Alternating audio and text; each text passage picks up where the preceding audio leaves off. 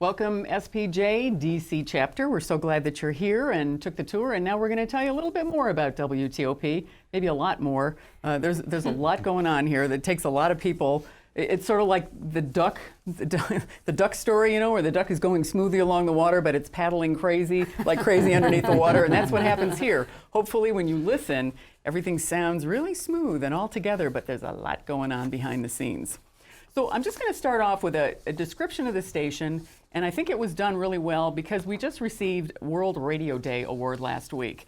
And their description of the station is that WTOP's Hubbard Radio All News flagship station in Washington, which is in Nielsen Radio Market number 7, has listeners of 5 million people, ages 12 plus.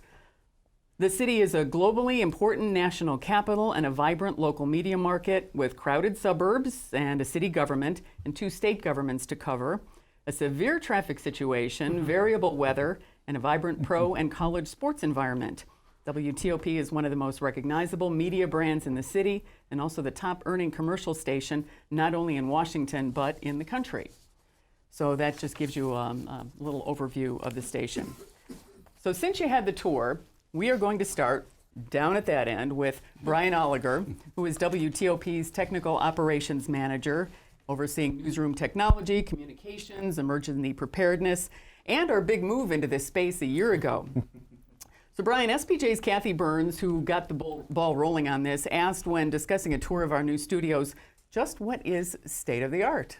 We say this is a state-of-the-art studio, but what does that mean, and what all do we do here? To me, state-of-the-art simply means that we have the latest technology that was available at the time that we built the facility, which now is about a year ago. So it would be fair to say, I think that we are still state-of-the-art, but as time goes by and technology continues to move forward, we may slip a little bit behind that curve, and then we'll have to do some catching up, is kind of the way it usually works. In a broadcast facility today, what state-of-the-art really means is that it's primarily IP-based, which means it's based on a computer network. Almost every bit of technology that you see in this plant is based at its core on a computer, on a microprocessor, and on communicating over a computer network. When you were in the Air Studio a little earlier and you saw the anchors working there and you saw the big mixing console in front of them, back in the old days, every button, every knob, every light on that console had to have a wire going to it. And so there was a massive amount of wiring that went into that room and connected to the underside of that console. Right now, today, that console has 2 wires, power and a computer connection, and that's it. And it controls everything that you saw in the technology room back here in terms of the audio going through it, the lights, the meters, everything that has to do with it is all controlled over a computer network. So to me, in a modern broadcast facility, that's what state-of-the-art really means. It means that it's IP-based, based on computers. Okay, thanks, Brian. Next to Brian is investigative reporter Megan Clority, an award-winning journalist who primarily covers breaking news and crime and courts for WTOP. She's also co-creator and host of 22 Hours: An American Nightmare. And if you like podcasts, or even if you don't, you should tune this in, 12 episodes, and it's everything that went on behind the scenes and the investigation into that horrible crime when the Savopoulos family and their housekeeper were killed and their house burned down in 2015. So Megan's responsible for that.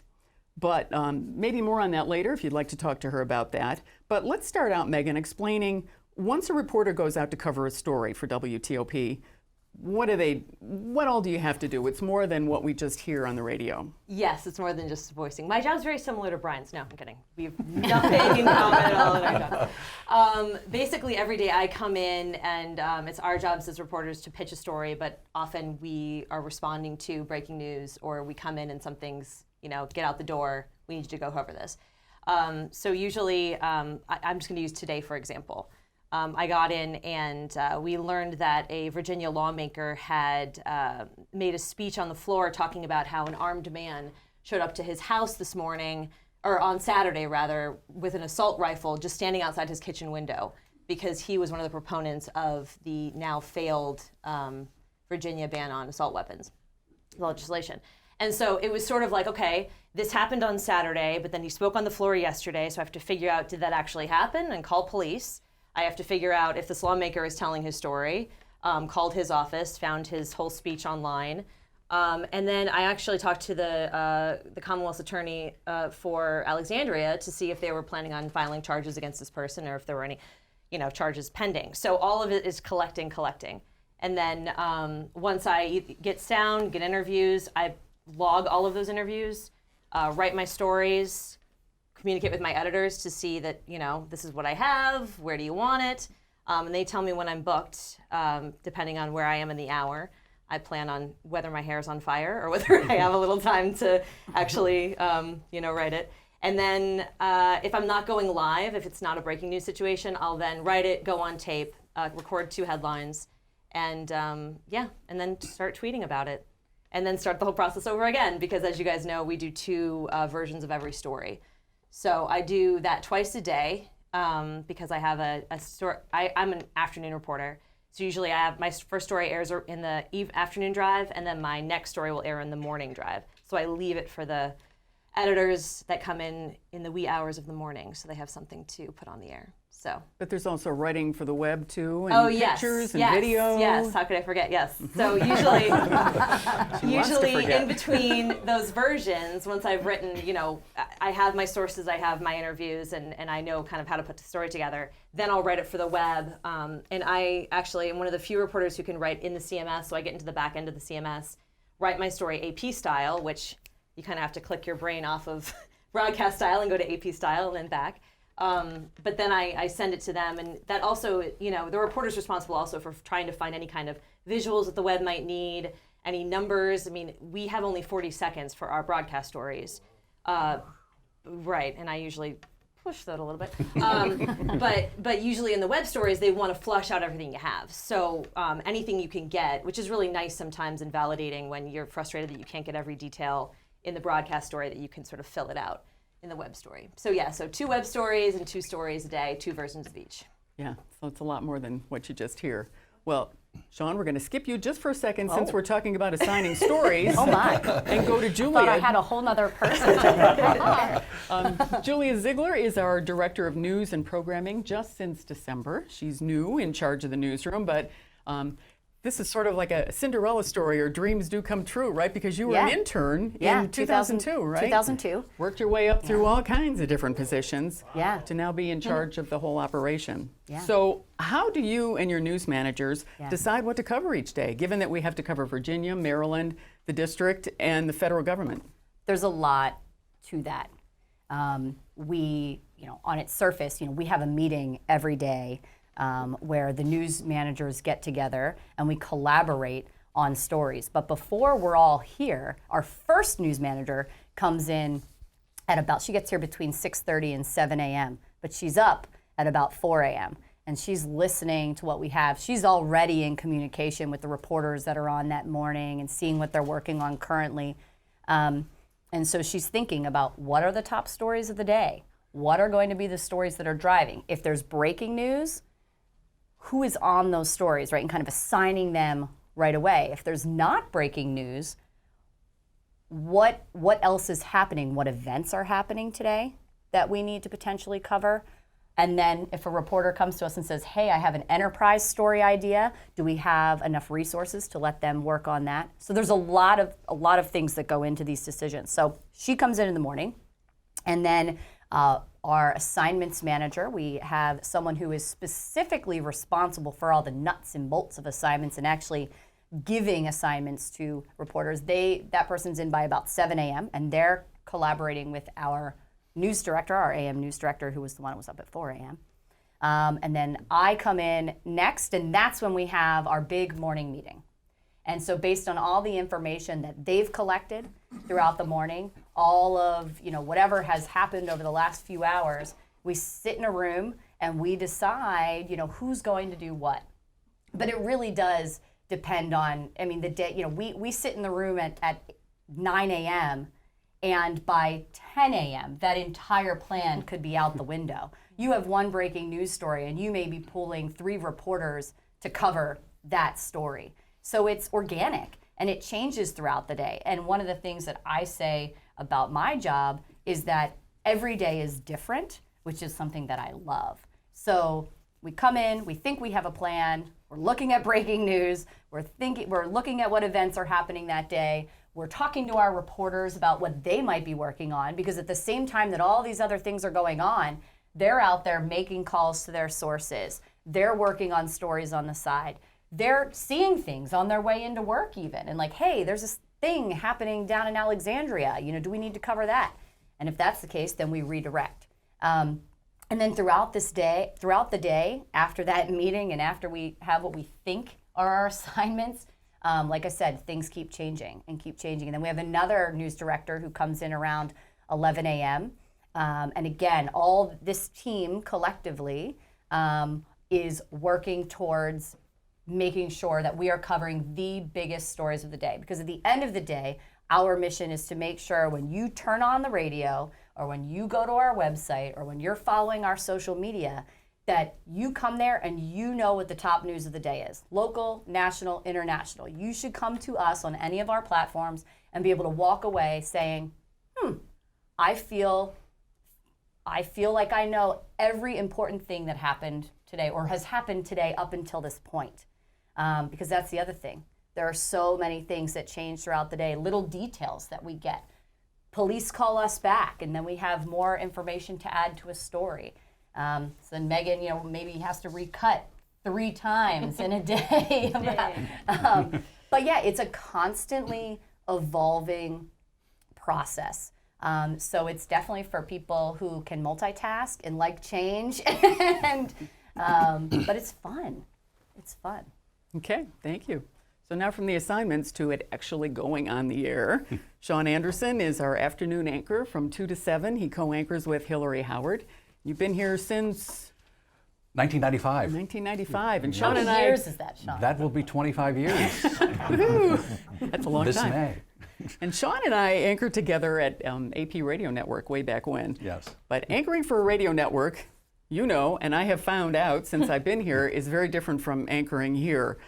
Tell everybody what it's like when you have to be on the air for a solid 5 hours, having to deal with breaking news, having to sound calm and collected when things are breaking all around you, which doesn't always happen, but Not the quite often. technology's breaking. We're talking about news. Exactly. Also, while handling the soundboard, and every sound that you hear when you're listening is played by the anchor. So take it away, Sean. Well, the secret is the 3 C's. That would be caffeine, chocolate, and carbohydrates. That's what gets me through 5 hours every day. But it's quite the thrill ride every day. My day starts actually about right now when I go home, and I'll start reading in the evening and what the evening folks have written up for tomorrow morning, and then I'll get up in the morning and spend some time preparing. I get here about 11:30 in the morning, and we anchors don't just press a button and talk.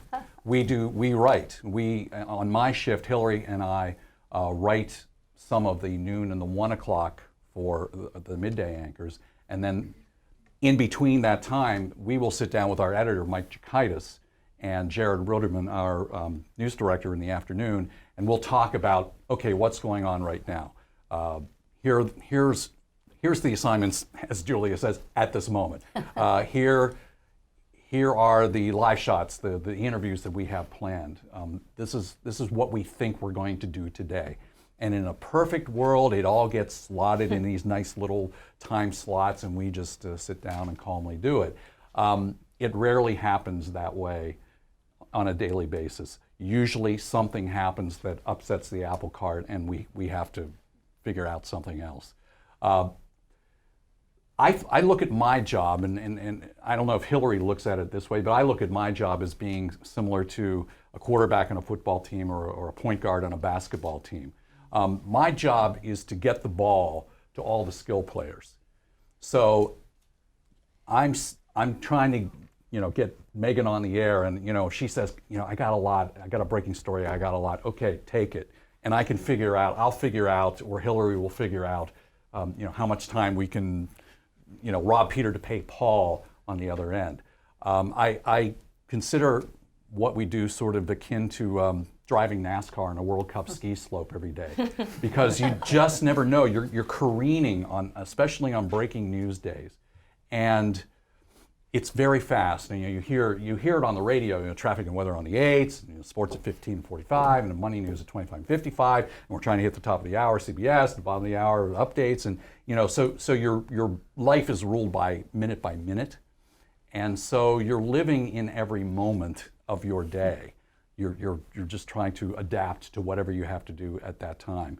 And the great thing about the afternoon shift is that it is the time of the day when the most stuff happens. And I have to say it's kind of a thrill some days. We are in constant communication with our editor. Once we get on the air at 2 o'clock, Hillary and I write the first hour of our show between 2 and 3. We have writers then that feed us between 3 and 7. Some of it gets recycled of what we've already written, and the combination of all of that, and that's the product you get on the air. As Sandy mentioned, we have to have about 5 different roles. We have to be the writer, we have to be the anchor talent, we have to be the director, we have to be the technical producer. So we're doing the jobs of maybe 5 TV people at once, and we're, as she mentioned, we're pressing all the buttons. So if you hear something that doesn't sound all that good, that's our fault too. So we have to take accountability and responsibility for that. But it's a constant communication with our editor, communication with Dave. If Dave has a breaking traffic situation, he'll ding us in and say, I got something, can you give me the time? And we'll just instantly do it for him. We're sort of audio Twitter. Think of us as audio Twitter. We can react instantly, and we probably have the best medium for being able to do that. And that's what makes, to me, radio and radio news so exciting. So that's sort of the course of my day, and I just repeat that hour by hour, 5 hours a day, and by the end of the week, I didn't realize what happened. So that's basically Sean what I goes do. home and sleeps for I 48 try. hours. Okay, and every 10 minutes, Sean plays that sounder and Dave comes on with traffic. So Dave Dildine is WTOP's afternoon traffic reporter. He's also a weather guy, so he knows how weather affects traffic and the rest of our lives. He likes, what does he like? Chasing and photographing storms. That's right?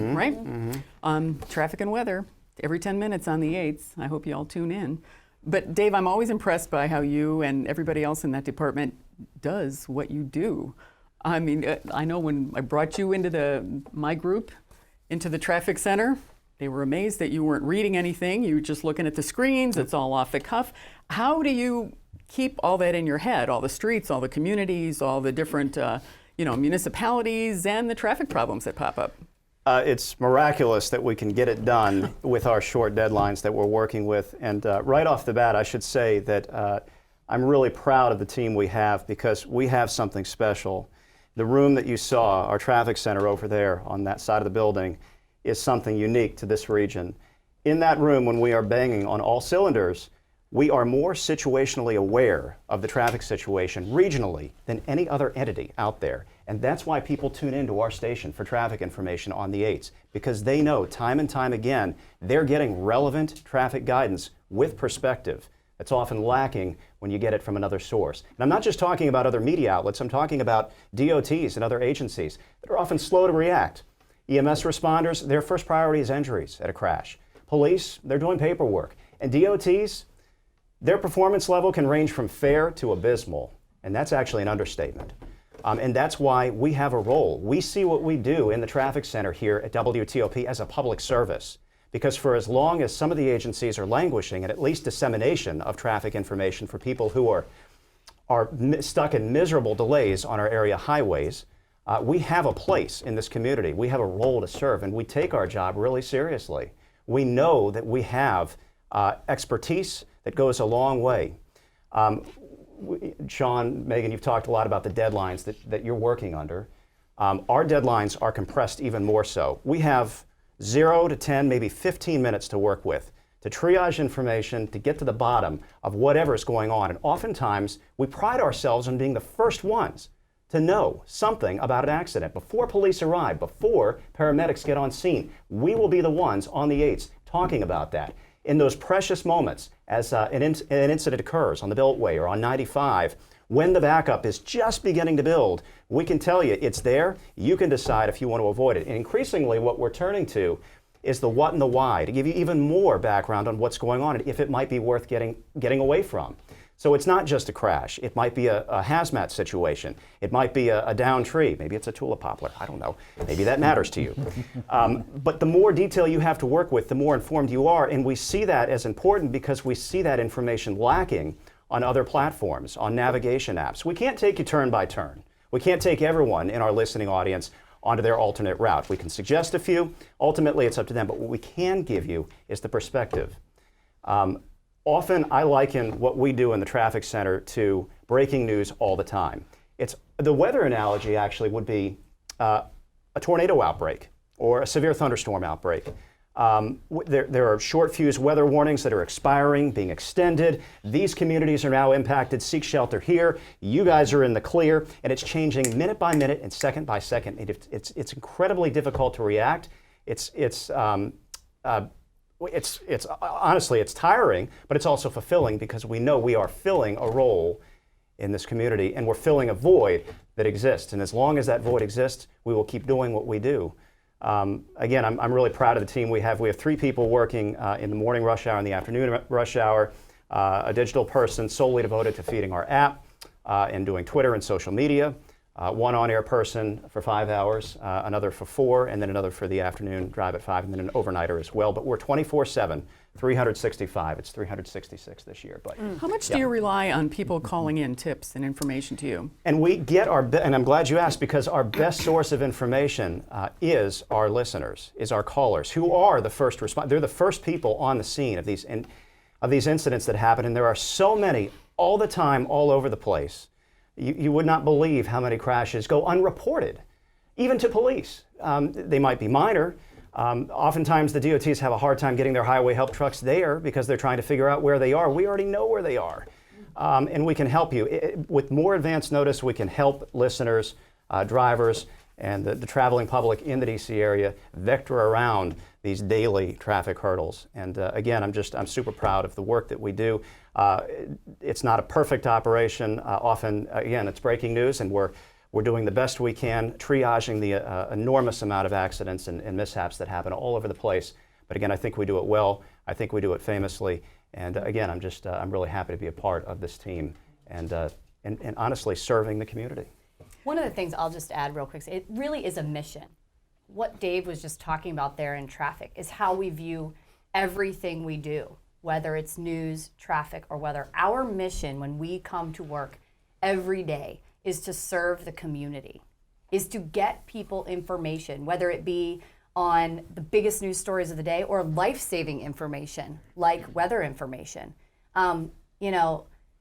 Dave is humble and won't tell you these things, but Dave was out there up to his waist in water when Canal Road was flooding.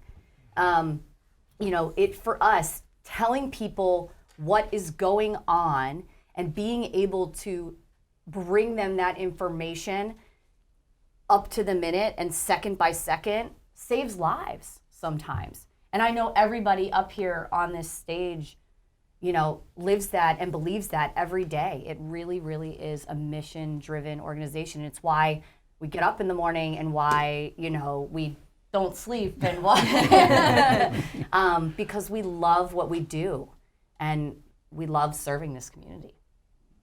And this is an unusual radio station. I mean, there's not many in the country that have such a big staff and only do news. I mean, you get a lot of news talk stations, but I don't know the number, maybe you do, Julia, but how many stations have as many people as we do and do solely news without opinion? It's not many. Yeah. How many people are on the staff in the newsroom? So we have 95, total of 100. Total of 100 people in the newsroom, and that goes from reporters to our anchors to writers to our digital editors to our traffic reporters, 100 people in the newsroom, and about 200 people overall in the organization. Okay, I'm just going to ask one more question. I guess any of you can answer, and then we'll turn it over to you to ask questions if you have any, because we build this as local news. Why is it important and why do we do it? What is the balance between local and national news, since we are in the nation's capital? Yeah. Interesting that you asked that. We actually recently did research, and one of the things that we wanted to, one of the things that we asked people was, what do you expect from WTOP when it comes to that balance, local, national, international, and what do you, and how does WTOP fit into that?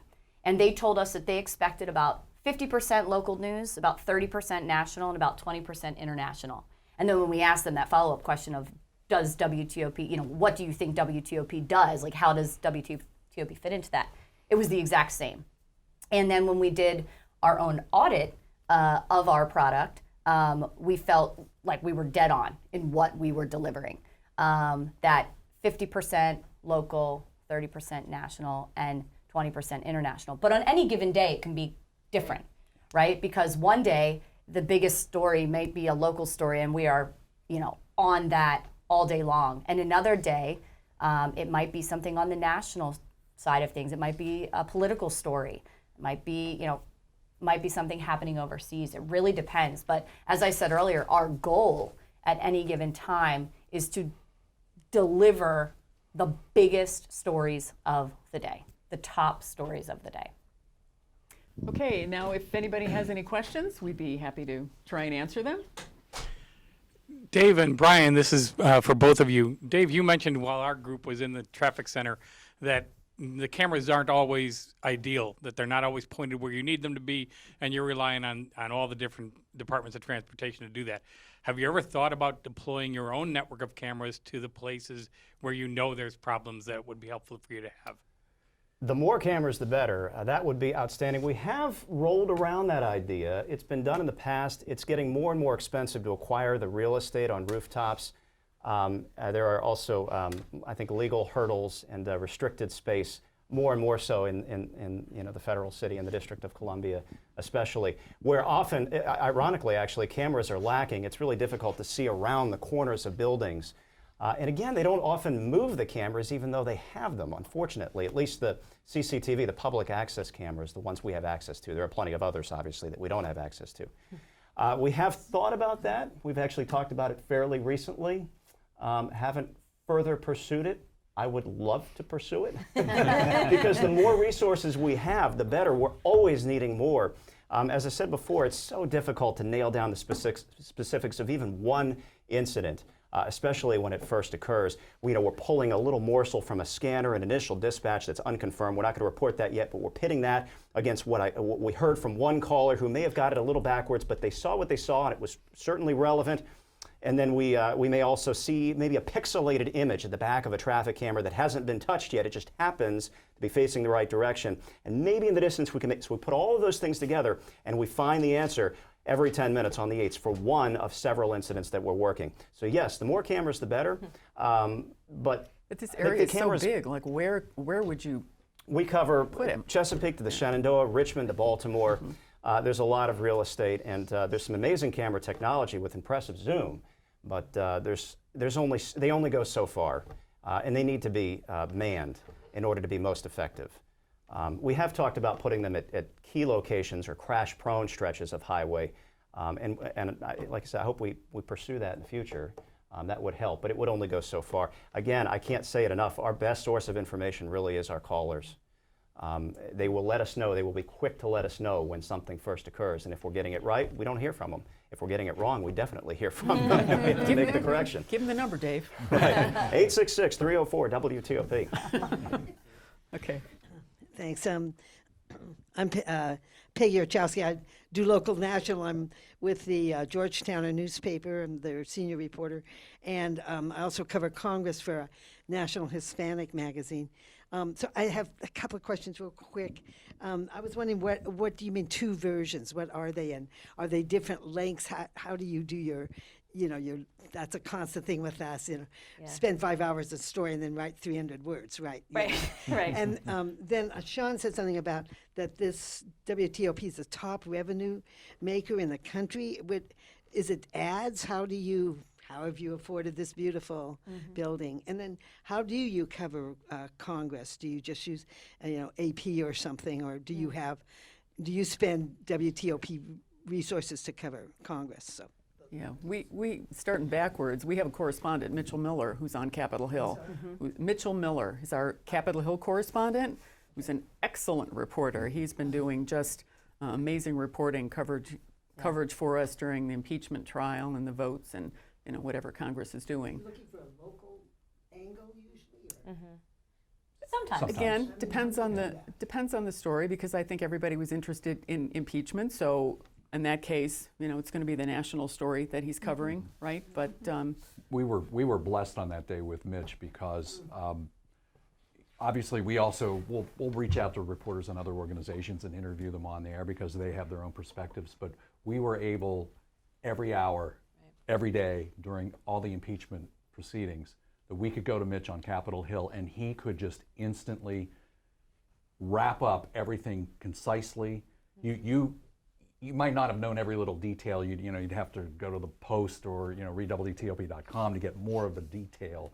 But everything you needed to know, as Julia would say, that minute about impeachment, Mitch had it right there, and he's an outstanding reporter. Any others like 2 and 3 minute stories? Or how It depended. Like maybe while things were going on, maybe it'd be a minute update. But maybe at the end of the day, Hillary and I would debrief Mitch, and we would ask him a series of questions, and he would cover the relevant points of the day. So it was outstanding, and that's Mitch. we not don't. even. Not in Yeah. 5 minutes. We can do it in 2.5 minutes. He also, though, he'll cover, like because Washington, needs congressional approval on any bill they want to make law in the city. That's kind of the local angle too. Like he'll get local or delegates or lawmakers reactions to national policy, but then he'll also, like for example, the Bijan Gaysar killing on the U.S. By the U.S. Park police officers. A bunch of lawmakers wanted to see body cameras put on federal officers, and that is a local story that then becomes a national story. So that's an example of how he can cover a local story from Congress. Yeah, and I can take the question about revenue. We're an ad-based organization, so ad-based, yep. So on the radio, all the ads you hear between the content, that is all paid for. And then on our website as well, we have digital ads as well. So all of that is revenue for the station. Yeah. Okay. And Megan, I think you were another question about different versions of a story. It's sort of like every answer we give is, but depending on the day.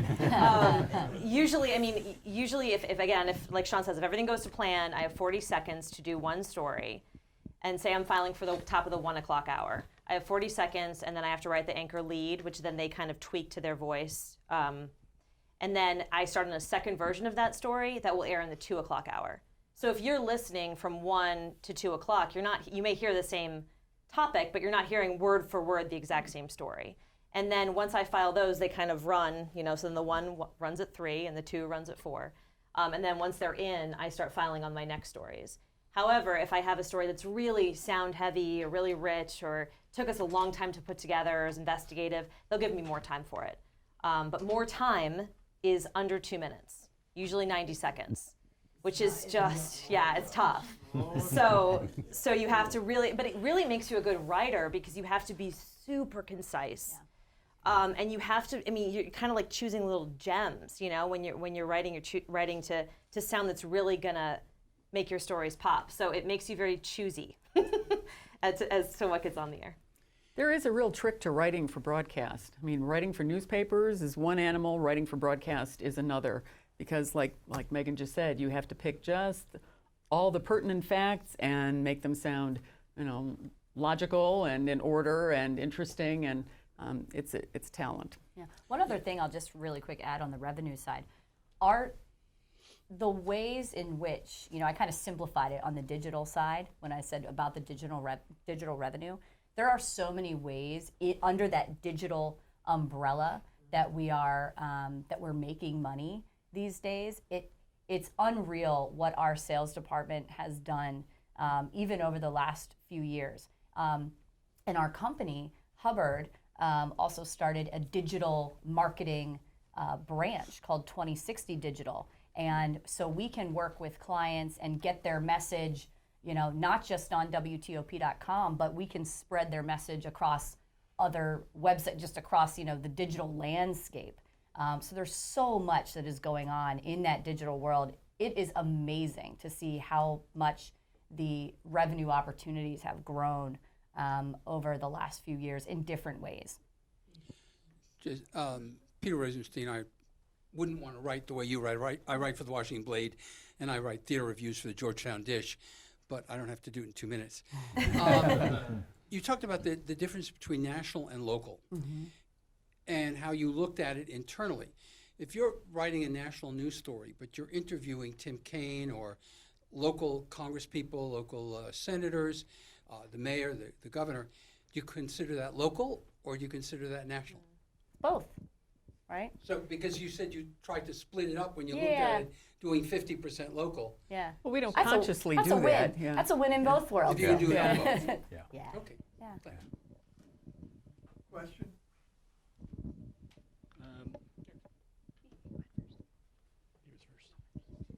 Thank you. Do you feel you're at a disadvantage at all in the fact you are a major media outlet, brand name, but you don't have a TV operation? That surprised me. I thought somehow it was back in the 70s and WTOP had the CBS TV station in town.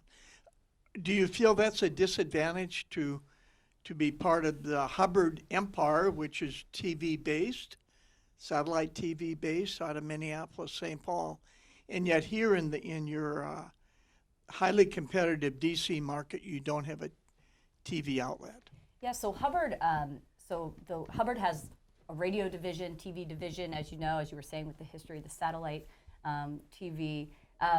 And here in DC, what I'll say about not having a TV station is that I think audio is such a personal medium. And so we connect with people in ways that, it takes these guys, you talk about writing a story. Megan, and this is no disrespect to anybody who works in TV, Megan has worked in TV, but I can disrespect them all I want. Megan can't say in her radio report, as you see behind me. Megan has to explain in her audio reports what she's seeing. She has to make the listener feel it, right? And so, to me, I don't, not having a TV station is not a disadvantage. I think that audio is one of the most personal mediums that a listener can, or that a news consumer can engage with. I think we see that even more now with podcasts, right?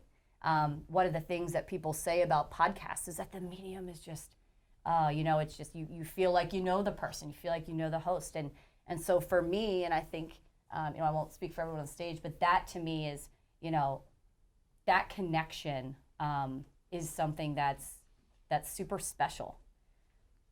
We do have a news partnership though with NBC4 we do. also. Their meteorologists do a lot of our forecasts, and sometimes we'll use some of the tape from their stories, and they'll credit us for stories that we have too. So we're not the same company, but we do have a limited news partnership with. There's some cross Channel 4. between the audience, but we have a lot of our audience, a good portion of it, are driving in their cars. They're not watching TV Right. while they're driving. They're listening to the radio, and it is a personal experience to them, especially if they're sitting in traffic. Especially from being from that TV perspective, it's interesting to be. I think we have an advantage, especially in this day and age, because of our immediacy. For TV, I would have to wait. If I had a breaking story at noon, I'd have to wait until 4 to tell it. And that was who was really watching at 4. You really have to wait till 5 when everybody's tuning in. And that was when it was appointment television and when they were tuning in. As opposed to, it's happening now. I can run in and say to Sean, here's the lead, here's what we got. Maybe give me 30 seconds to 45 seconds, and I've got it on the air right away. And then we can update it and change it. Whereas if I was on the air at 4, that's it. And then I have to wait till 5. So I think sometimes, I feel like it's a little tricky because of this 24-hour, you're constantly having to turn information. But when you do have something that's breaking and affects people, the immediacy of radio cannot be beat. Okay. We've heard a lot this evening about the immediacy, the quickness, how you can tune in at any given time and know exactly what you need to know right now. But I know you also do a lot more long form, in depth, the 22 Hours podcast, for example. How in the newsroom do you build in time and prioritize those longer form projects when your day is so go, go, go all the time? Comes back to that assignments process in some respects. You know, when we have those big stories, if Megan comes to us and she says, hey, I'm working on this enterprise story, I need time, I need to be off the grid today, I need to go out and interview some sources, whatever. You know, I mean, okay, you know, we trust our reporters, you know, to make good on the time in their day. A lot of times too, I'll take, I'll come in and I'll file something quickly, or I'll file like my first story, my first two, and then I'll take the rest of the day. Yeah. Or flip it. Or if I know I have something, in sort of those in-between times, we've all been there where you're making calls and trying to see if it's going somewhere. And then by the time I have all my ducks in a row, I'll be like, okay, I'm ready, and then they'll expect it that day usually. 22 hours was a whole different animal though. I mean, we took Megan off the grid for a while. But it was something where, the way that, a tiny bit of background on how that came to be. Megan and Jack Moore were covering the murder trial of Darren Wint, and we didn't know, we had no idea that we were going to do a podcast. What happened was they were coming back from court every day, and they were coming into my office and going, oh my gosh, this happened today, this happened today, this happened today, we can't get to this, we can't get to that. And Jack was back here and Megan was down at the courthouse, and they would have these conversations with each other all day, and then they'd relay the conversations to me. And I told them, I said, just start recording everything that you're talking about. Start recording these conversations. I said, because I don't know what we'll do with this, but it seems like if we want to tell this story completely, we need to find a different medium to do that.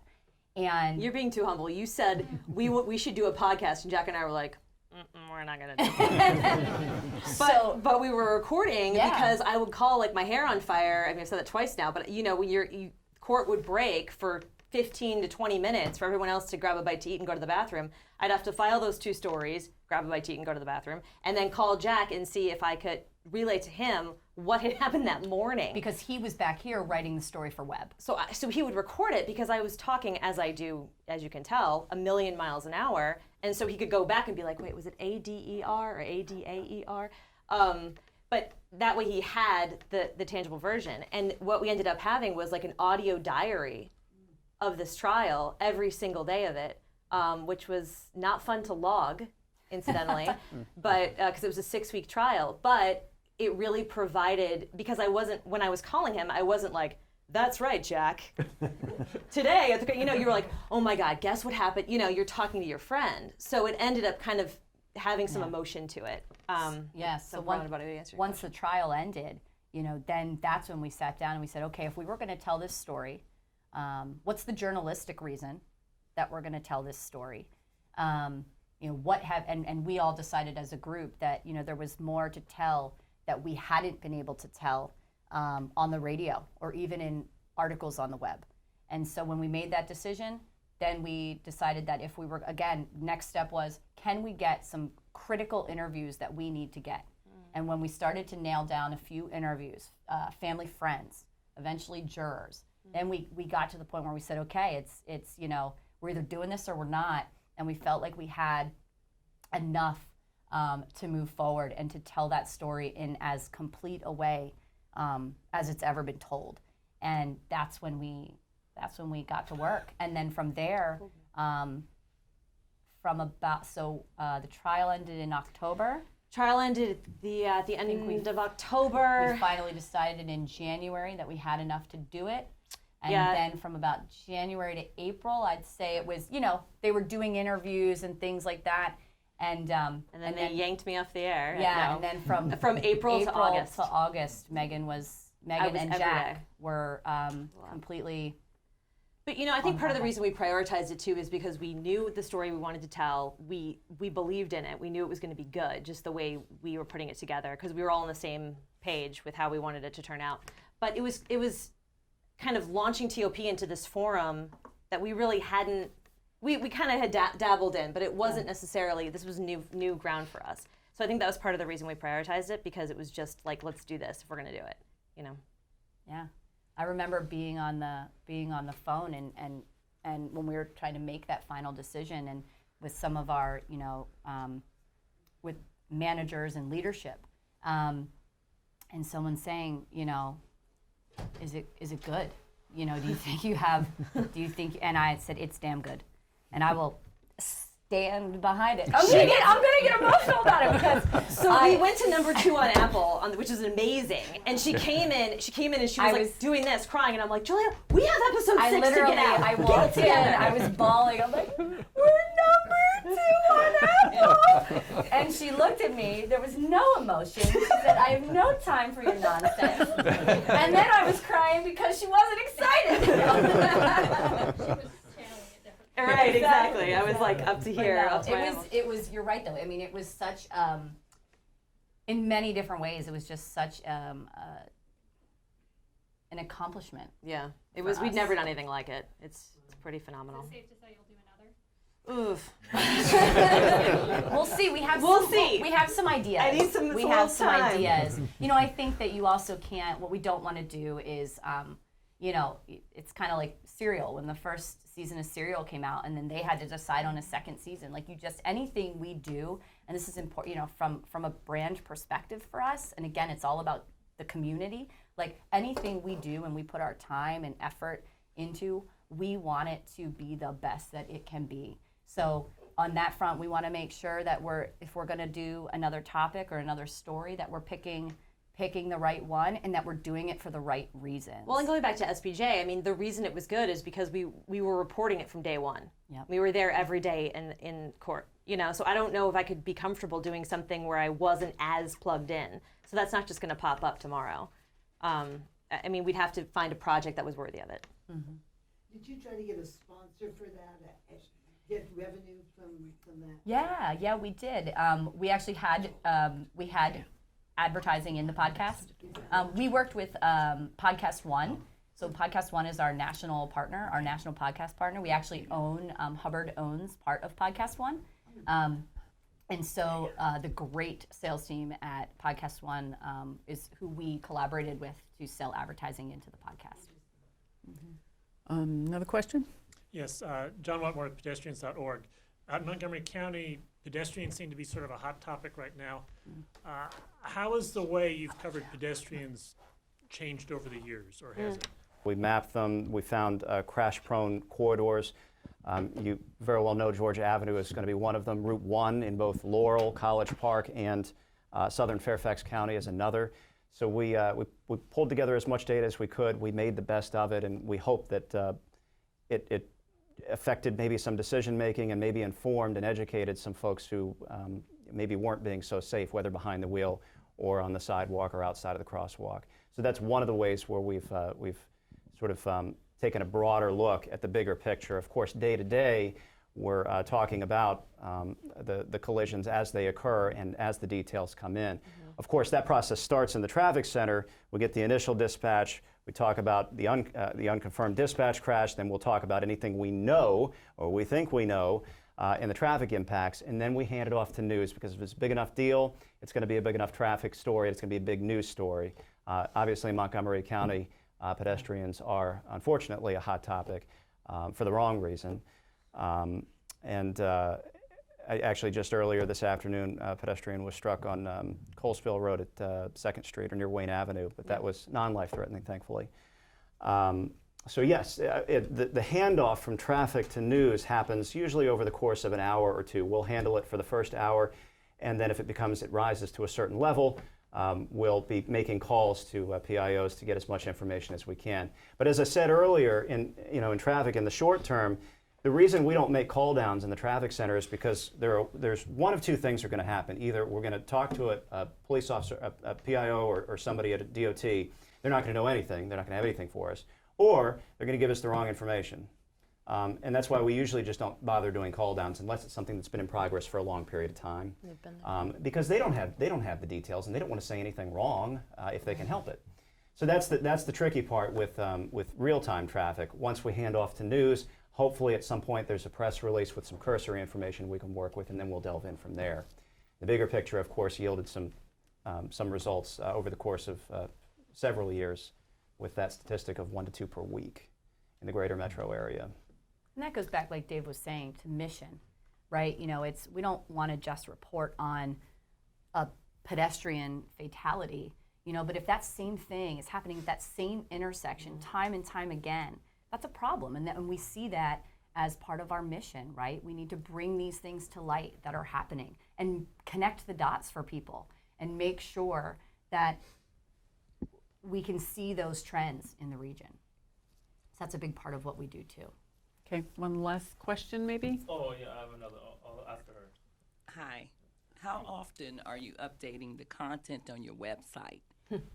Constantly. All So the time. just like on the air, Does- we have someone here on the website 24/7, 365 as well. So oftentimes the reporter will work together with someone on our digital team to make sure that whatever is going on the air is also updated on the website. So is it a web content manager, or is it just like every person who wants something on the web is working with? We have what we call a digital editor, and that person's kind of overseeing the minute to minute, and they are working with a team of web writers and copy editors to make sure that the content is updated on the site. And then that digital editor is also working with the broadcast editor to make sure that they are constantly in sync. And so when you saw the newsroom and you saw the editor's desk, that's why it's really important for us that those two people literally sit right next to each other, because we don't want a breakdown in news. We don't want to have one thing on the air and then something different on the website.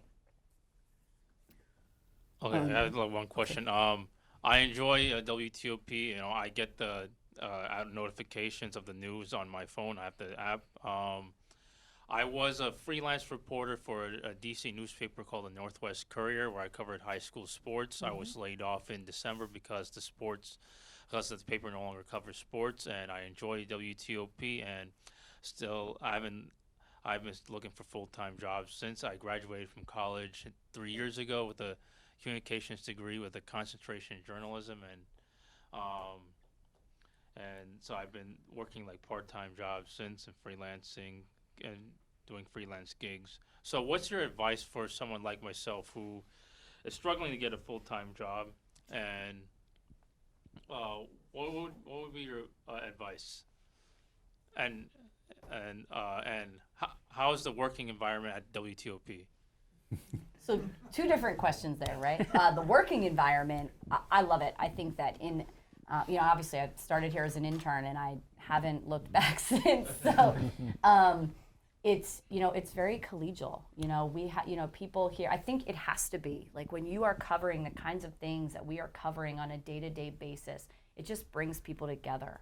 I mean, you experience things in a newsroom that normal people every day will never experience. I mean, even covering something like the sniper or covering 9/11 or covering these big events is, it's different for people when you're in a newsroom and you're kind of like in it. And you guys can speak to that as well. Yeah, I've been here 25 years primarily because I love the people I work with. Yep. I mean, I know so many people who they flit from place to place and might stay there 3-4 years. They might stay a year, and they don't necessarily like where they work. I mean, I love where I work, and all of us here have been in the media. Worked at different places, and you've been in places where you didn't like where you work. And I got to tell you that I'm the most blessed person in the world. I mean, I've just managed to have a group of people that I enjoy working with and for, and as Julia mentioned, it is a very collegial environment. On the subject of trying to break through, keep doing what you're doing. It's all about persistence, and look out look out for something that you think nobody else has. You know, maybe you're covering local sports. I'm just going to throw out just a hypothetical, okay? Prince George's County is like the center of basketball. High school basketball is better in Prince George's County than anywhere in the country. True. I don't think it gets enough coverage. Right. I mean, the Post does a little bit of coverage. You know, we do what we can on our web, but what a hotbed for sports, and it doesn't get enough coverage. Maybe you're the guy that goes into Prince George's County and you find the next Kevin Durant, or you go to the summer leagues, and you go to the summer league games. Yeah, you go there and you say, oh my gosh, this kid is, and you're the one that finds that story. You collect enough stories like that. You're writing about it and getting stuff out on the various platforms that you're able to get on. Someday they say, Right. this guy knows a lot about X. You get a Many job. of us just use our phones. I mean, I just Yeah. use my phone I record audio on my phone, interviews on my phone, cut it, send it in, all on my phone. So if you buy it, I mean, it sounds crazy, but it used to not be this way. You can buy a $25 lav mic off of Amazon and go to those high school basketball games and start providing content on a blog, and eventually somebody's going to want that content. But just it's make sure your quality is up to your standard, and I will look at also where you say, want to go. take every opportunity that comes your way.